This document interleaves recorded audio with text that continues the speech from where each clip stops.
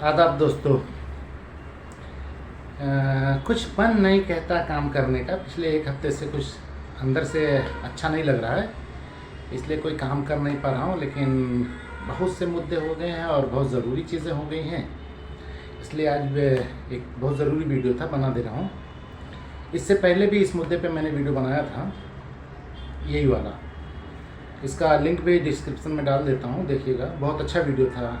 जब मेरा 200-250 लोग एक वीडियो देखते थे, उस ज़माने में इसको 900 लोगों ने देखा था। तो अच्छा वीडियो था, काम की चीज़ें थी उसमें। तो मामला ये है कि JK Jaitley inter college Ambedkar Nagar में, अकबरपुर में है, पुराना कॉलेज है, मैनेजमेंट ज़बरदस्त है। तो उसमें व्यावसायिक शिक्षा का कोर्स पढ़ाया जाता था, बहुत ज़माने से पढ़ाया जाता था। जो भी कोई नई योजना आती थी, जेटली इंटर कॉलेज लेता था उसको और चलाता था। तो उसमें जेटली इंटर कॉलेज में व्यावसायिक शिक्षा, तो एक टीचर थे गिरीश चंद पांडे, उनको भी रखा उसमें। तो बेचारे पढ़ाते उड़ाते थे अपना। फिर कुछ मैनेजमेंट से उनका विवाद हुआ और उन्हें सस्पेंड किया, फिर टर्मिनेट किया, फिर निकाल दिया। वो बेचारे हाई कोर्ट गए और शासन वासन में गए, तो वहाँ से पॉजिटिव रिस्पांस आया और ये हुआ कि लगता था कि उनको ज्वाइन कराया जाएगा। तो प्रधानाचार्य ने व्यावसायिक शिक्षा का कोर्स ही अपने यहाँ ख़त्म कर दिया, और जो भवन था जिसमें वो पढ़ाया जाता था सब्जेक्ट, उस भवन को ही दूसरी चीज़ में बदल दिया। वो कोई और विज्ञान की प्रयोगशाला वाला कुछ बना दी उसमें, और ये दिखा दिया कि हमारे यहाँ बच्चे हैं ही नहीं। जब एडमिशन ही नहीं ले रहा है कोई, तो हम पढ़ाएंगे क्या? इसलिए इसका श्रेणी परिवर्तन कर दिया। हालांकि ये गलत है, एडमिशन ले ही नहीं रहे हो तुम, और तुमको ये लेना पड़ेगा। असल में ना, व्यावसायिक शिक्षा के बारे में लोग जागरूक नहीं हैं, और ये लोग अपना उड़ाए रहते जो भी रहे। असल होता क्या है, DIOS मेन होता है माध्यमिक शिक्षा का। इसको पैसा दे दो तो दिन को रात लिख देता है, इसीलिए नहीं। वरना शासन से स्पष्ट आदेश आया है कि राष्ट्रीय शिक्षा नीति 2020 में व्यावसायिक शिक्षा अनिवार्य कर दी गई है, और 2025 तक राजकीय और सहायता प्राप्त विद्यालय जितने भी हैं उसमें 50% विद्यार्थियों को व्यावसायिक शिक्षा से लाभान्वित करना। यह आदेश इसके पास भी है, DIOS के पास भी, इसी के नाम से आया ही था। लेकिन इसके आँख के सामने एक प्रकरण रोज आता है और ये कुछ नहीं करता। इसके बारे में जब मुझे पता चला तो मैंने कहा अच्छा देखो, लाओ मैं कुछ करता हूँ। तो मैंने शासन को लिख दिया था, और इधर एक पत्रकार ने बताया कि वो गिरीश चंद पांडे का कुछ हुआ नहीं। हमने कहा नहीं, वो बहुत अच्छा था, सब उनका मैटर मैंने शासन को लिखा था।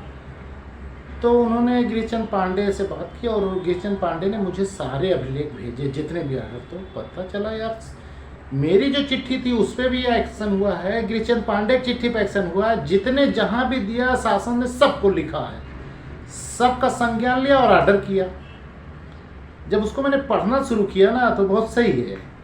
शिकायत शासन को दी जाती है, शासन बेचारा खुद तो जाता नहीं डंडा झंडा लेके, वो निदेशालय स्तर पे लिख देता है।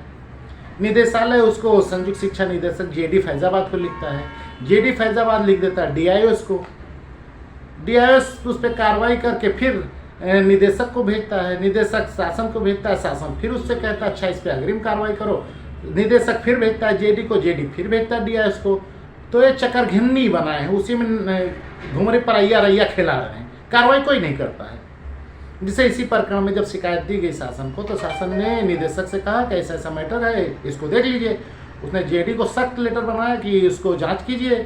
JD ने DIOS से जांच कराई, DIOS कार्यालय से जांच रिपोर्ट निदेशक को भेज दी गई कि शिकायत सत्य पाई गई, उसमें ऐसा ऐसा ये प्रकरण है कि उन्होंने खत्म कर दिया है, जो गलत है, राष्ट्रीय शिक्षा नीति का उल्लंघन है, संस्तुति की जाती है, उसके खिलाफ कार्रवाई की। निदेशक के पास वो चिट्ठी गई, निदेशक ने उसको लिखा JD को कि हमने जांच कराई थी, जांच आख्या आ गई, इस पे आप अपने स्तर से कार्रवाई करें और हमें अवगत कराएं। JD ने वही DIOS को भेज दिया, निदेशक महोदय का आदेश है और इस पे अपने स्तर से कार्रवाई करके निदेशक को सूचित करें और हमें भी प्रतिलिपि करें। अबे तो करेगा कौन? DIOS ने जब जांच रिपोर्ट भेज दी थी तो उस पर कार्रवाई का आदेश है, तो कार्रवाई कराओ ना, नहीं अवगत कराओ, सबको अवगत कराओ, प्रतिलिपि भी करते रहो, अवगत भी करो। तो ये चक्कर घूमता रहेगा। तो इसके जब डीप में गए ना कि मामला क्या है, एक व्यावसायिक शिक्षक को रखने में क्या दिक्कत है यार? कोई तुम्हारे घर से जाता है वेतन, और इतना बड़ा बाउंडर कर दिया कि अगर वो हाई कोर्ट से जीत के आता है तो यहाँ ज़मीनें ख़त्म कर दो, पैर कहाँ रखेगा? यानी वो भवन ही बदल दो, भवन है ही नहीं भाई, हमारे यहाँ बच्चे ही नहीं, तुमको रखें कैसे? और प्रधानाचार्य लिखता है, अक्सर इनको लिखता है कि अभी हमारे यहाँ छात्र नहीं हैं, अगर छात्र होंगे तो हम आपको बुला लेंगे। मैंने गिरिचंद पांडे से पूछा कि मैटर क्या है कि इतना व्यक्तिगत दुश्मनी ले रहे हैं लोग। तो उन्होंने बताया कि वो हमारे विद्यालय में चपरासियों की भर्ती हुई थी, अवैध भर्ती थी, उसके संबंध में किसी ने शिकायत दी और जांच हुई तो उस पर लोगों को शक था कि हमने कराया है। तो मैंने कहा ठीक है, अच्छा उसके डीप में जाते हैं, पता करते हैं। तो मैंने अपने सूत्रों से पता किया तो वो मामला मेरे जानकारी पहले से था, क्योंकि वो चपरासियों की जो भर्ती थी उसमें एक मेरा बहुत ख़ास आदमी था, उसको भी भर्ती कराया गया था, उसकी भी नौकरी समाप्त हो गई थी। तो प्रकरण ये था कि जब चपरासी भर्ती पे 2011 से पूरे प्रदेश में रोक है कि 4th क्लास की भर्ती नहीं की जाएगी। उस बीच इन लोगों ने भर्ती कर ली और DIOs थे रामू प्रसाद, उनसे उन्होंने अनुमति लेके कुछ अनुमोदन करा लिया और वेतन पास करा लिया। तो वेतन जाने लगा तो रामू प्रसाद ट्रांसफ़र हो गए, तो फिर विनोद कुमार सिंह आए, उनके ज़माने में जाता रहा। तो किसी ने शिकायत दी, शिकायत की जांच हुई तो जांच में पाया गया भाई ये तो गलत है, जब भर्ती पर रोक है तो कैसे हो गई और इनका कैसे वेतन निकल गया। तो बड़ी जांच करके उसका पूरा आगणन किया गया कि कौन कौन DIOs उस पर साइन किए थे और प्रधानाचार्य कौन थे, प्रबंधक कौन थे। तो सबके ऊपर उसमें हिस्सा बांट दिया गया कि इनकी सेवा तो समाप्त की जाती है, इनको वेतन जारी करने वाले जो लोग हैं उन पे इतना इतना लाख रुपया बनता है। तो रामू प्रसाद तो थोड़े टाइम के लिए थे, उसने बग्घे ने जमा उमा करके अपनी जान छुड़ा ली, क्योंकि उस पर FIR भी होती, लेकिन उसको छुड़ा ली। विनोद कुमार सिंह रिटायर हो गए थे, उनको आज तक नोटिस जा रहा है, अभी भी रिसेंटली पिछले महीने में एक नोटिस गया है कि भैया तुम जवाब नहीं दे रहे हो, ना जमा कर रहे हो, क्योंकि लाखों रुपया है। बाकी जो विद्यालय प्रबंध समिति से वसूली करनी थी और प्रधानाचार्य से वसूली करनी थी, उसका लेटर आया DIOs को वसूली करनी थी। तो ये क्या किया, इसने प्रबंधक को लेटर लिखा कि ये इसका अनुपालन करो, ये आदेश है इसका अनुपालन करो। प्रबंधक अनुपालन करेगा, प्रबंधक के ऊपर वसूली है वो कहाँ ले जाके दे दे। और प्रधानाचार्य से जो वसूलना था उसके लिए प्रबंधक को लिख सकता था, लेकिन प्रबंधक वाली वसूली इसको करनी थी। अच्छा, इसने चिट्ठी भेजी और सेटिंग लगा ली। इसने जो प्रबंधक को लेटर दिया वसूली के लिए, तो प्रबंधक ने ना प्रधानाचार्य से वसूला ना खुद जमा किया। उसने प्रबंध समिति के एक सदस्य थे जिनके लड़के को चपरासी में भर्ती किया गया था, उनको भेजा हाईकोर्ट की आप जाओ इसको स्टे ले लो या कुछ कार्रवाई करो। वो इस वसूली आदेश को ले गए माननीय उच्च न्यायालय में, उन्होंने रिट याचिका दायर की और उन्होंने कहा ये आर्डर खारिज कर दिया जाए या स्थगन आदेश दिया जाए। कोर्ट ने उसमें से दोनों में से कुछ नहीं दिया। कोर्ट ने जवाब मांगा विभाग से कि ये जो आपने आर्डर दिया था इसके बारे में आपको जो कुछ कहना हो तो बता दो, क्योंकि ये कह रहे हैं स्थगन आदेश नहीं, वसूली कोई रोक नहीं। वो मैटर वही है। जब भी जिला विद्यालय निरीक्षक से कहा जाता है, मैंने खुद कहा उससे कि वसूली करो, तो कहता है माननीय उच्च न्यायालय में है। अबे उच्च न्यायालय में हो या सर्वोच्च न्यायालय में हो, रोक नहीं है ना कहीं। जिस एक विभागीय आदेश आया था, उच्च स्तरीय विभागीय आदेश आया था जिसमें वसूली का आर्डर हुआ था, तूने वसूली का आर्डर दिया। आज तक ना अधिकारी ने रोक लगाई है और ना कोर्ट ने कोई रोक लगाई है, वो ऐसे ही चल रहा है।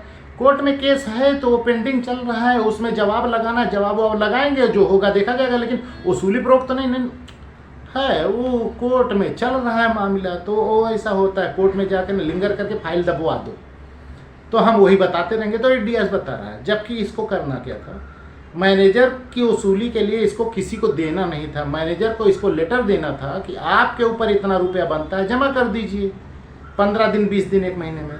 और वो नहीं जमा करेगा तो DM को लिख देता कि भू राजस्व की भांति वसूलो। SN इंटर कॉलेज में हुआ है इसे। जब नहीं जमा करता आदमी तो उसके पास कोई रास्ता नहीं, क्योंकि मैनेजर का कोई वेतन और एरियर तो रहता नहीं, फंड की उसमें से काट ले।